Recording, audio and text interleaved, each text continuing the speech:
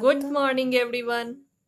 This is the first video of SST of this week. So let us start. Take out your SST book first. Today we are going to start a new chapter. Do you want to know which chapter? Let us see. Chapter number 9. Our forests and wildlife. Today I am going to explain you this chapter, our forests and wildlife. Do you know what things today I will explain you? Let me show you. Today I will explain you what is forest, then importance of forest, how forests are important for us. Then I will explain you types of forest, how many types of forest are found in our country. We must know. So types of forest I will explain you, and where these forests are located. So through the map of India, I will explain you the location of these forests in India. So let us start.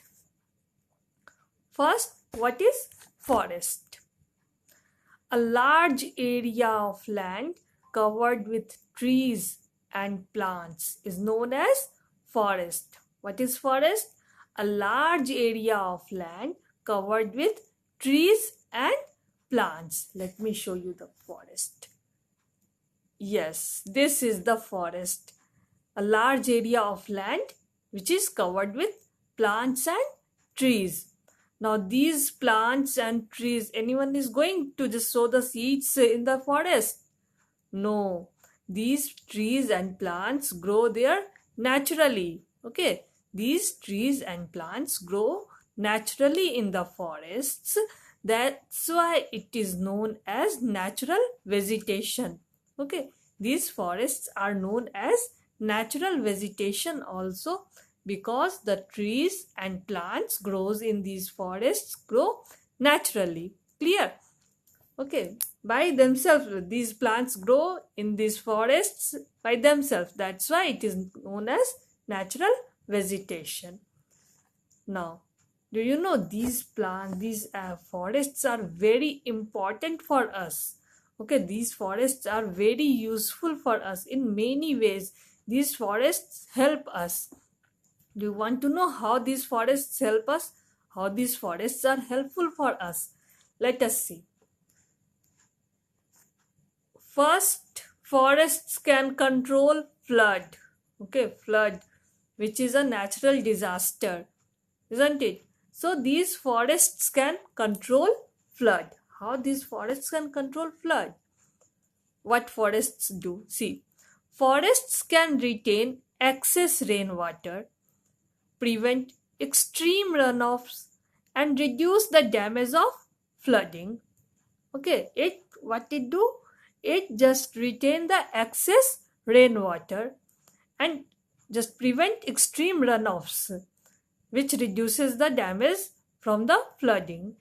Forests can soak up excess rainwater. Okay, excess rainwater can be soaked by these forests, preventing runoffs and damage from the flooding. And what they do, they release these water which they soak during rainy season. They release that water in dry season, and forests can also help to provide clean water and mitigate the effects of droughts. Second importance is these trees prevent soil erosion. In soil chapter also I had explained you that how these trees are helpful in prevention of soil erosion. Here again we will see these forests play an important role in controlling soil erosion. They are rich in vegetation, and the trees of the plant in the forest hold the topmost layer of the soil firmly by their roots. Okay, and it does not allow wind and water to carry away the topmost layer of the soil easily. Here you can see these are the roots of the tree. Okay, these roots of the trees hold the soil. These roots hold the soil with it, and when there is a flow of water or flow of wind, it just stops the soil. It just holds the soil with it, and it do not allow the soil to carry away with the force of water and wind. In this way, the trees just prevent the soil erosion. So these trees of the forests are very important for us. One more picture you can see here, how plants or trees are just helpful in prevention of soil. Okay, how it prevent the soil erosion. Here you can see water or wind is blowing, so the surface soil is just moving, but these soils which are held by these roots cannot flow. That's why here you can see only water or wind will be there. Soil will not flow with it. In this way, these plants and trees help in prevention of soil erosion. Clear? Now these forests are very important for us. They provide us a lots of things. Okay, a lots of things are provided by these forests. What are these things which are provided by the forest? Let us see. First one is wood or timber, you can say. These woods are provided by forests. Second, it gives us a lots of medicinal herbs and plants. Here you can see a lots of herbs and plants are given by the forests. Next, it provides us rubber. Next, you can see a lots of spices also we can get from the forests. Okay, nutmeg, cinnamon, here cardamom. These all spices we can get from forests. Then it provides us sandalwood. Here you can see neem, teak. These are the trees which are provided by the forests. It provides us honey. How it provides us honey? On the trees you might have seen the beehives. Okay, and from those beehives we are getting honey. It gives us bamboo. Okay, so a lots of thing I have shown you which we can get from the forests. So forests are very helpful for us. It provides us a lots of thing. Next, this is the most important thing, that what it balances oxygen and carbon dioxide in atmosphere. Now how it balances oxygen and carbon dioxide in atmosphere? As we all know that these trees just breathe in carbon dioxide and it releases oxygen. Okay, it releases oxygen and it breathes in carbon dioxide. In this way, it is just balancing the oxygen and carbon dioxide in atmosphere. Here one more picture, let me show you. Here you can see, in the presence of sunlight, plants make their own food. Okay, that process is known as photosynthesis. And in the process of photosynthesis, trees needs carbon dioxide. And during this photosynthesis only, it releases oxygen. So in this way, it just balances the oxygen and carbon dioxide, because oxygen is, we just breathe in oxygen. We humans or animals are breathing in oxygen, and these plants are breathing in carbon dioxide. We are releasing carbon dioxide and plants are just taking those carbon dioxide which we are releasing, and plants are just releasing oxygen that we are taking in. So in this way it is just balancing the uh, carbon dioxide and oxygen in atmosphere. Clear? One more picture, let me show you. This is the process of photosynthesis. As you all know that leaves of a plant or trees make their food in presence of sunlight and carbon dioxide. Okay, they just the process is known as photosynthesis, and in presence of sunlight, water, plants make their food, and in this process plants take in carbon dioxide and it releases oxygen. So this is the process of photosynthesis. But at night, in the presence of sun, this process happens. But at night, what happens? At night, all plants also breathe in oxygen and they release carbon dioxide.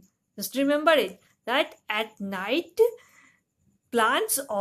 trees also breathe in oxygen and it releases carbon dioxide.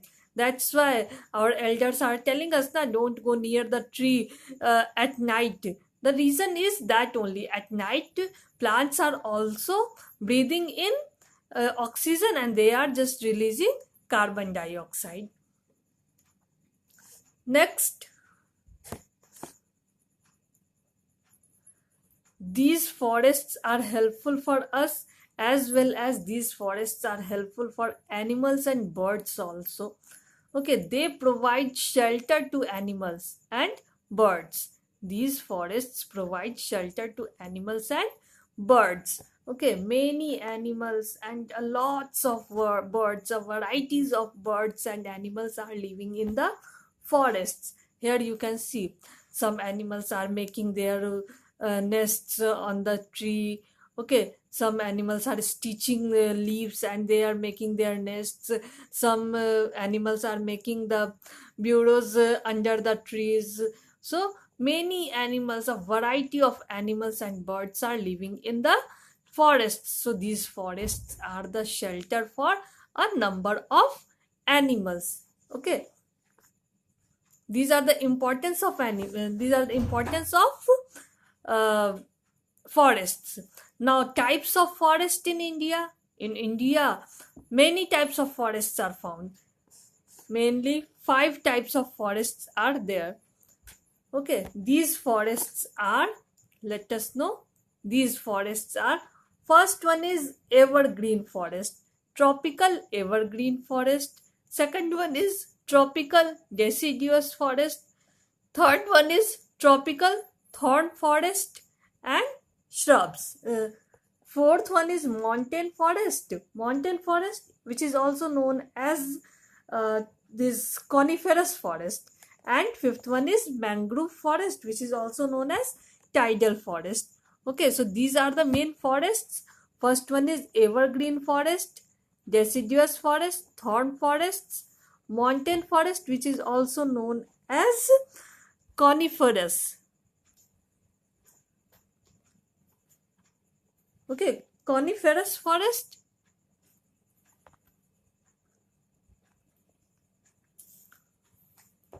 In your book, the name is given as coniferous forest. And next one is mangrove forest, which is known as tidal forest.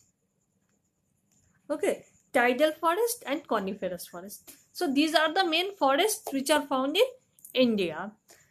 About these forests, we will learn in next classes. Okay, let me show you through the map that where these forests are located. Let us see. This deep green color you can see over there. This is the tropical evergreen forest. This deep green color here you can see.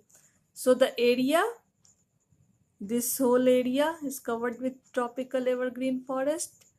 Then after, you can see here these areas. These all areas are covered with tropical evergreen forests. Okay. Next one is deciduous forest. The middle part of India, here you can see, The middle part of India is covered with this tropical deciduous forest. This middle part you can see. Okay. Next one is montane forest. Montane forest or coniferous forest. As name clears, these forests are found in mountainous region.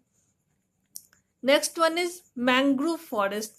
Mangrove forests are found in very few area. In coastal areas, these forests are found. Here you can see these are the coastal areas. Here these forests are found. And thorn forest, it must be found in the desert area. So in the desert areas, these forests are found. So about these forests, we will discuss in next class.